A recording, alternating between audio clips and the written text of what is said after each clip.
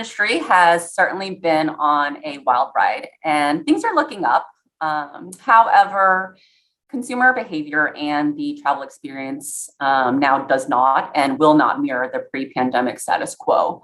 Some changes are definitely pandemic induced, but some are also from the natural evolution of consumer preferences over time. So today we'll touch on some of the big changes that are impacting the new travel experience and the future journey.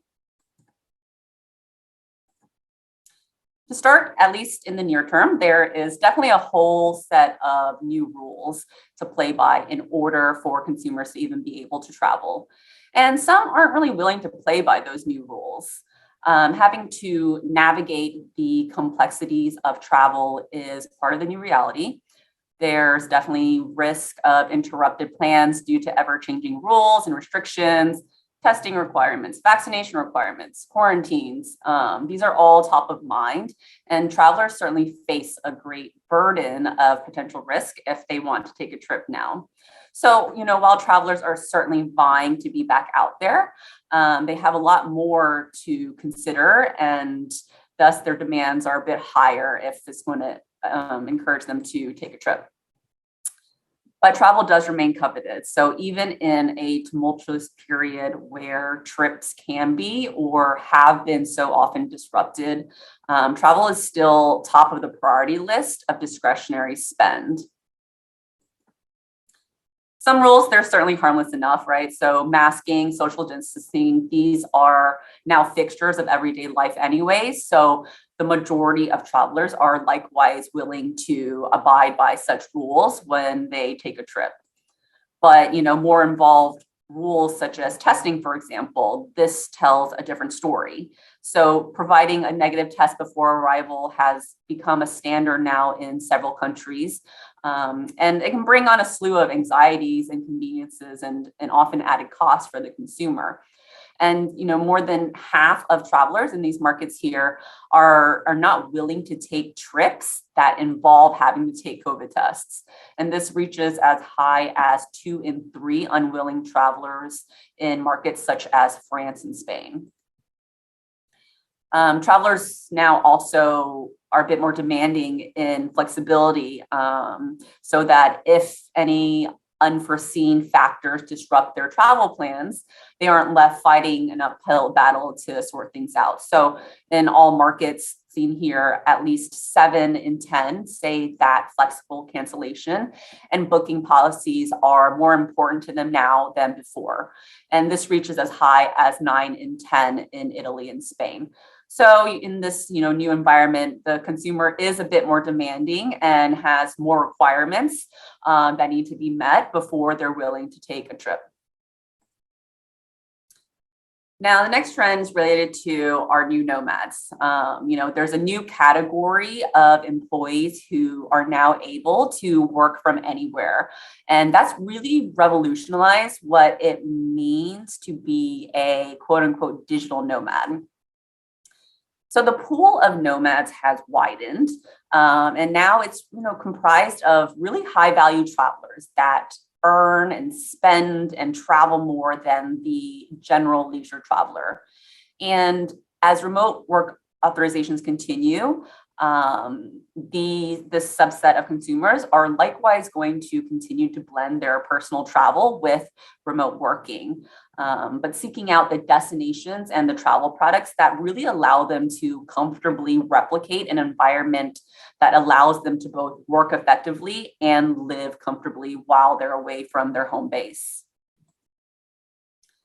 Now, in this new era, there are 2 subcategories of nomads. So the first is those travelers who say that they identify with the lifestyle that combines remote work with their personal traveler in pop culture, commonly known as the quote unquote digital nomad in the pre-pandemic days. So these we refer to as lifestyle nomads, and they do still account for the majority of new nomads in the US market, so nearly 2 in 3.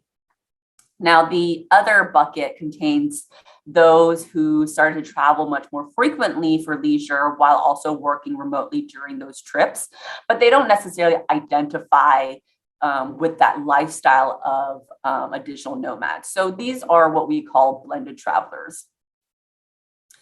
Now, about 17% of the US leisure traveler population traveled as a new nomad in 2020 or 2021. And that includes both the lifestyle nomads as well as the blended travelers. But if we look at just the population of the employed travelers, the incidence certainly is even higher. So among full-time employees, the incidence rises to 26%. And then among those travelers that are self-employed or freelancers, that rises to 29%. Pre-pandemic, digital nomads were, stereotyped to be these young, fresh out of college, hostel living travelers that were often constrained by tight budgets. They had lots of freedom in their lives, and they were probably looking to postpone a mundane life of 9 to 5s in a cubicle. Now, in this new age of heightened access to the remote working opportunity, the makeup of this traveler subset defies those previous stereotypes. So, in a snapshot, nomadism isn't just for the young, fresh college grad. Almost 3 in 5 are 35 or older, and 2 in 5 have master's or doctorate degrees. And the employment profile also looks a bit different. Nomad lifestyle is no longer just for the freelancers or the self-employed on a budget. Nearly 80% have a full-time job from an employer. So they do have to answer to a higher up. And these new nomads also fall into the higher income brackets and are senior in their careers. More than half earn $100,000 or more annually, and nearly 75% are middle management or higher. And then if we look at their personal lives, they aren't just free agents. The majority do have a significant other and children. Now, allocation of time and destination, of course, looks a lot different from a typical leisure traveler. Most nomads work just as much, if not more, during these types of personal trips that involve remote working. Only 3 in 10 work shortened schedules while in their destination. So most are limited in how much time in a day they have to be exploring a destination's offerings. However, these travelers take longer trips. So on the last trip, only 1 in 5 traveled for less than 2 weeks, and more than half took a trip that lasted over a month. And so this, of course, has implications on the types of destinations and travel products that are going to be booked. For example, short-term rentals are the most popular accommodation type. And when they make these lodging decisions, different considerations come into play. So features that support smooth working jump to the top of the list in lodging requirements, such as strong Wi-Fi and a quiet space to work remotely in. Now, it is a priority to both the lifestyle nomads and the blended travelers alike to be able to maintain this type of blended lifestyle of traveling and working, and it will continue to be a priority in the long run, including in future employment choices. So 9 in 10 nomads actually said that it is essential to them that any job they consider in the near future will allow them to combine remote working and personal travel. Now, the majority of lifestyle nomads see the experience of this nomad life as a once-in-a-lifetime opportunity, but they are trying to maximize experience and stretch it out for as long as feasible. 57% of the lifestyle nomads said that they only need to have this nomad experience once, but nearly 7 in 10 plan to prolong the lifestyle for as much time as is feasible. And then with the blended travelers, the sustainability of this lifestyle really relies on the remote work policies persisting. So just over half of blended travelers say that they will continue this type of increased remote work enabled frequent travel until their employers change policies. Our next trend in the new traveler journey is that the tech enhancements are expected to provide a much more seamless experience, which have certainly been discussed for years, but have been expedited and become a more widespread reality in these times. So the pandemic did force several, travel companies of all types to really speed up their tech advancements and think about how they could leverage it to make travel easier and safer and more pleasant all around. So, technologies such as biometrics or contactless, more things with mobile, these were all big ones that the industry has certainly accelerated. And we've seen, technology progression at all stages of the trip. And so biometrics, they are a reality at more and more airports, from security check to the boarding gate to even global entry. Hotels, they're also exploring contactless check-in kiosks on property, or pre-arrival check-in through their mobile apps that then offer digital key cards, so the consumer can just go straight to their rooms once they arrive on property. And then even attractions, they're turning to technology to minimize some of the headaches once travelers get on site. So now requiring advanced reservations in many cases that can be booked online, often with specific time slots, and so there's no giant line, and then offering digital tickets. And so from the traveler's perspective, this is all great progress and a good thing for them. These things all contribute to being able to simplify various travel processes for them. 60% to nearly 75% of travelers in the US and these European markets say that they do now seek out contactless options much more than they did before for their travels. And then even with more sensitive information like biometrics, travel acceptance is rising.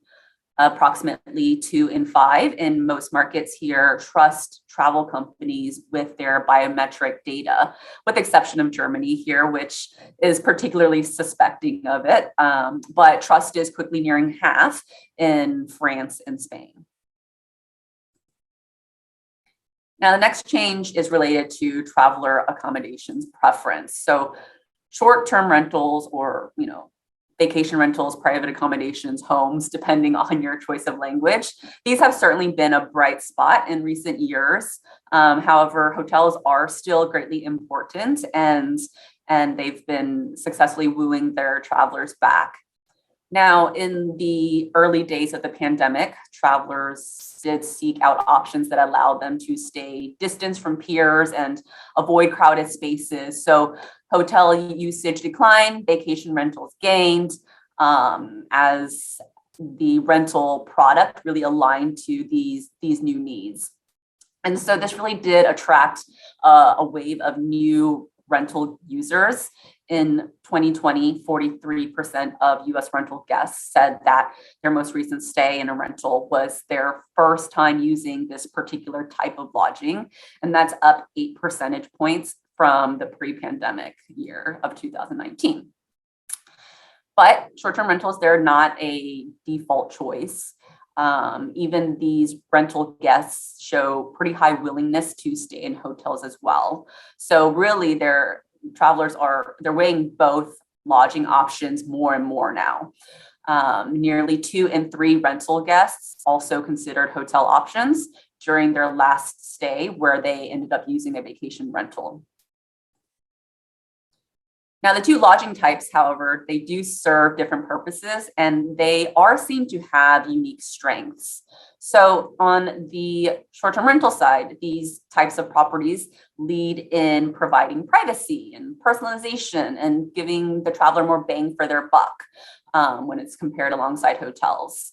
And then the hotels, on the other hand, they are seen to be strong in professionalism, service, and services, especially when it comes to accessing F&B options. Now, in terms of the experience overall, for years, hotels have worked on investing in the guest experience via technology on property, including in-room technologies, entertainment, streamlining check-in processes. And now, short-term rentals likewise have been investing in tech to make the consumer experience more seamless or more enjoyable. So things like keyless entry and smart TVs, these are now commonplace among both the professional property managers as well as the more informal rental hosts that rents out, 10 or fewer properties. And then other smart technologies like thermostats or security, these are on the rise. So very much so still aligning to what we saw earlier in that customers are interested in more of these technologies, enhancing their stays and the process.